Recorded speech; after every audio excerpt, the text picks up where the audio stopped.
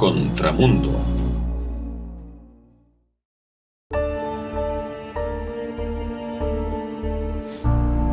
CTV's W5. They arrive here as tourists. A sinister gang of prolific thieves. Is the type of house they are searching for. It was approximately $2.7 million worth of property. The network is growing. Organized crime is getting bigger.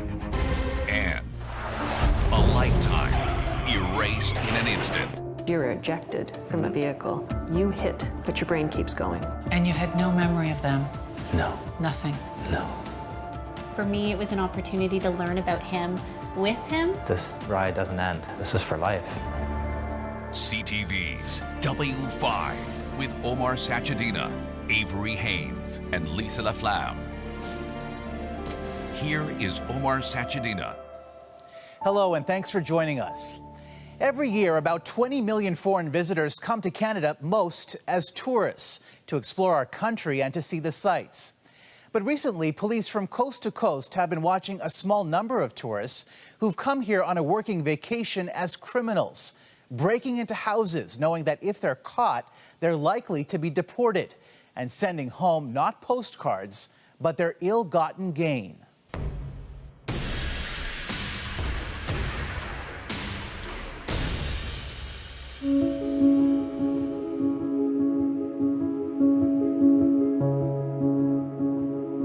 Oakville, Ontario, population 200,000, is a quiet suburb west of Toronto. Like many commuter cities across Canada, these streets are quiet during the day, leaving homes susceptible. This is when criminals start lurking. One will knock on the front door to make sure nobody's home. Once certain the house is empty, they will usually go to the back and scope out a vulnerable entry point. Then they strike. I was going to the gym with my daughter and my son, and when I got home, I was only gone about an hour and a half, and I noticed our back sliding door was open. Caitlin Crawford and her family are still haunted by the day their home became a target, discovering an open back door. The lock was broken, and I still couldn't figure out how this happened, so I called my husband at work, and I said, "This is so strange, our back door is open and the lock is broken." And immediately he just replied, "Caitlin, we've been broken into." And immediately my stomach just dropped and I felt sick. I just felt shaky all over, and he was like, "It's okay, just get the kids and get out of the house." Her husband, Baylor, was at work in Toronto. First of all, I thought I want her to be calm and be safe, so leave the house and go next door, and then immediately call 911 and have the authorities come to the house, and I immediately came home. The Crawfords' house was one of thousands of break-and-enters in and around Toronto in 2018, a crime that left this family violated, losing precious family heirlooms stolen in a matter of minutes. Just feeling very invaded and having strangers in our home, and especially in our kids' bedrooms. That part was really kind of a sickening thought, that there was somebody going through our things uninvited. In early 2018, we had noticed an uptick in residential break-and-enters. So we started pouring additional resources into it, from investigators to analytics. Halton Regional Police Detective Sergeant Paul Foley's criminal investigations team responded to many of these burglaries, including the Crawfords. This uptick in break-and-enters had a specific MO. So essentially, you would have one individual or one suspect would go and knock at the door, ring the doorbell, and would wait a couple minutes and see if there was anybody home. And if there was no one home, then they would contact other suspects who would attend the rear of the residence. And generally, they were smashing the patio door and entering, and they were in and out within a couple minutes, targeting jewelry, cash, designer clothes. Even with hundreds of houses burglarized in the Halton region alone, all in a span of a few months, police had no leads until... At the beginning of March, there was a citizen who was walking his dog, and he ended up witnessing a break-and-enter occur. And that's kind of what put the investigation in high speed from there. It was Nabal Slim, only a few kilometers away from the Crawfords, who gave police the lead they had been searching for. This is the actual security camera footage showing two men walking to the back of a row of houses through an alley. That is when Nabal jumped into action. So you were out here in March with Oscar, your dog. It was about 5 o'clock p.m., right? Yeah. And like I'm walking, and when I reached very close to our neighbor's house, I heard like glass breaking. The glass went down and I saw someone at the porch. So I screamed at him, "What are you doing?" And he took the stairs and ran away from here. So I immediately started running from here and called 911. So basically you're on the phone with the 911 operator and you're chasing Yeah, I was chasing him just to be able to see if I can see them on the road. And I saw like one guy running into the car. And he went directly to the front plate of the car and he tilted. Maybe he didn't want me to see the car plate number. When I chased the car and I tried to stop them, but he drove into me, then I was able to see the back plate number on the car. And just with that one license plate, we were able to redirect all our resources to two individuals that were associated to that vehicle. And within approximately 2 weeks, we had identified about 15 to 20 suspects, and what Paul and his team discovered was extremely unusual.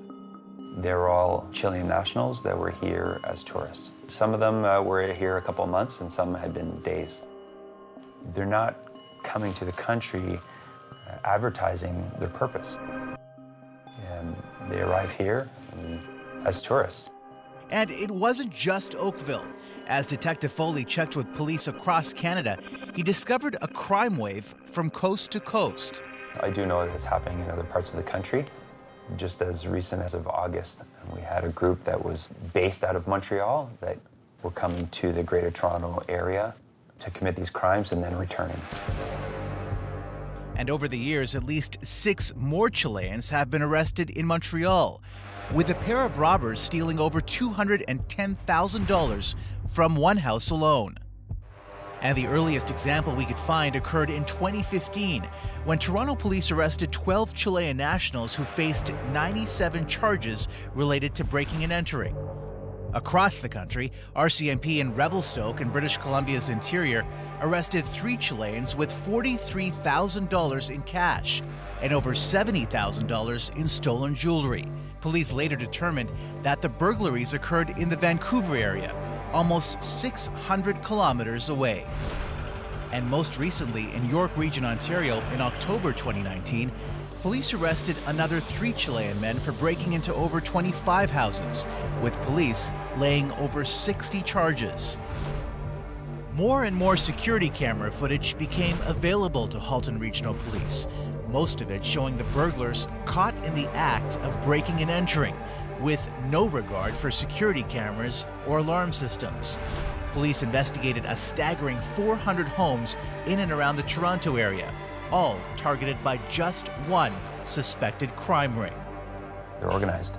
I've been asked, are they coming to Canada specifically to commit these crimes? And I don't know the answer to that.